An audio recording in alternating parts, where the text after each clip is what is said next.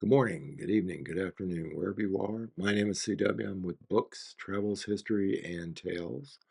Currently in the dungeon because, well, that's just where I am.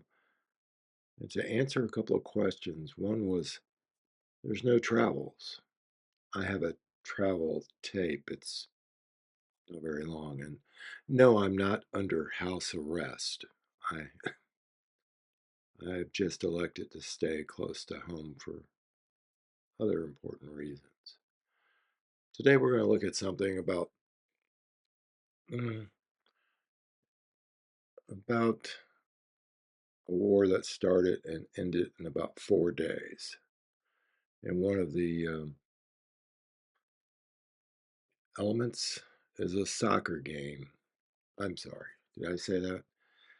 The world has football. My children tell me that I'm lame because I call the sport soccer, but it's football, and it helped start a war. In America, our football season is through the fall. The sport itself is rough. We see injuries every game on the field. It's not unusual. And sure, there are rivals among teams, resulting in more injuries, fights on the turfs, and of course, some fights in the stands.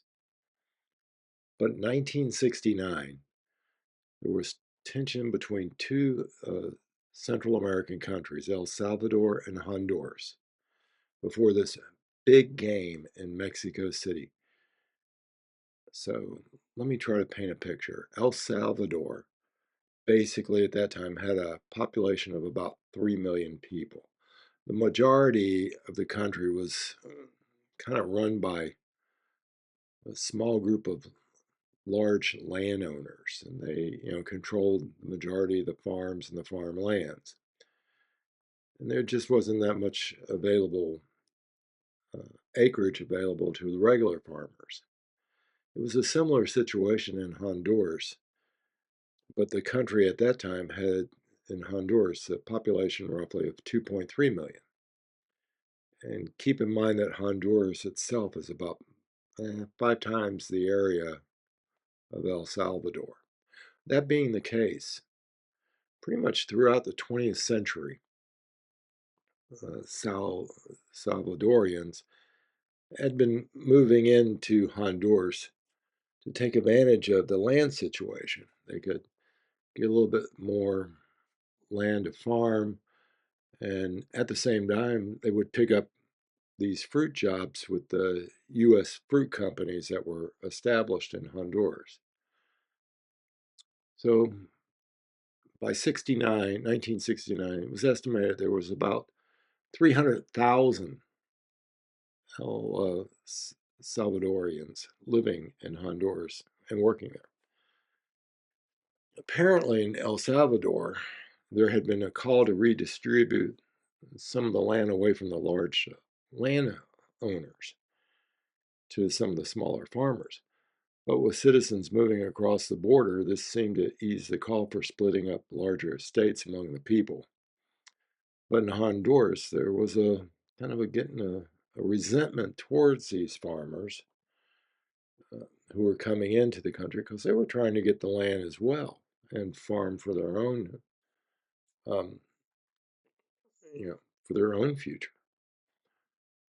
Well, tensions continue to grow within Honduras, and the government finally passed a land reform against those who had entered the country. The president of Honduras began to remove thousands of Salvadorians. This wasn't the only issue with their neighbors.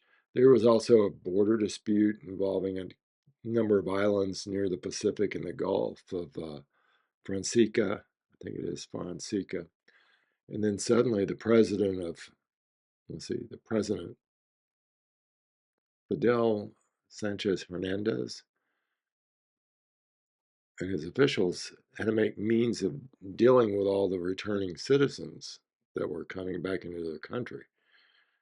There were reports of rape and murder and from all these mass movements of them coming back into the country. There were print stories, and the landowners, they were concerned, and they're the ones who pressured for military action. So El Salvador and Honduras, they were playing for a spot in the 1970 World Cup. The first game played at Honduras was won by Honduras by a score of 1-0. The second game was played at San Salvador, and the home team won 3-0. Now, this tiebreaker game would be played in Mexico City.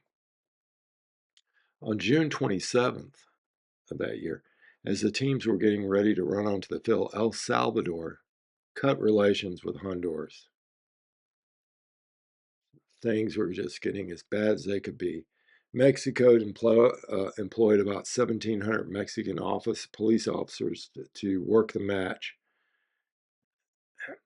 Shortly, the game was tied 2-2, and the officers were hearing the chants over and over from the the El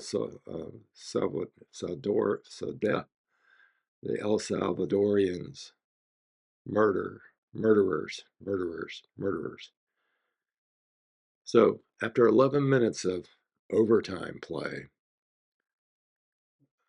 a player by the name of Rodriguez scored a winning goal, 3-2. And like I said, extra time ran out, and Honduras did not reply with another score, and the game was over.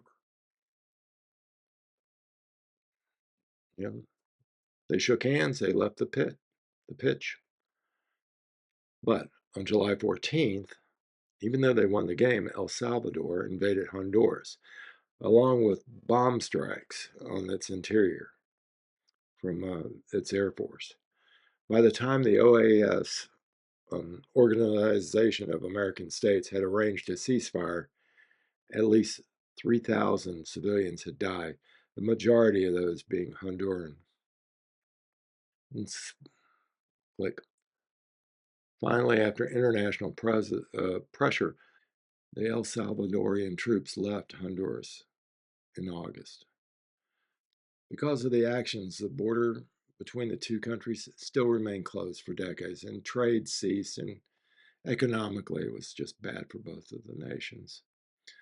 Many of those who deal with international politics believes that this was one of the causes, if not the main issue, for El Salvador's civil war between 1979 and 1992, a war where it was believed about 70,000 persons died.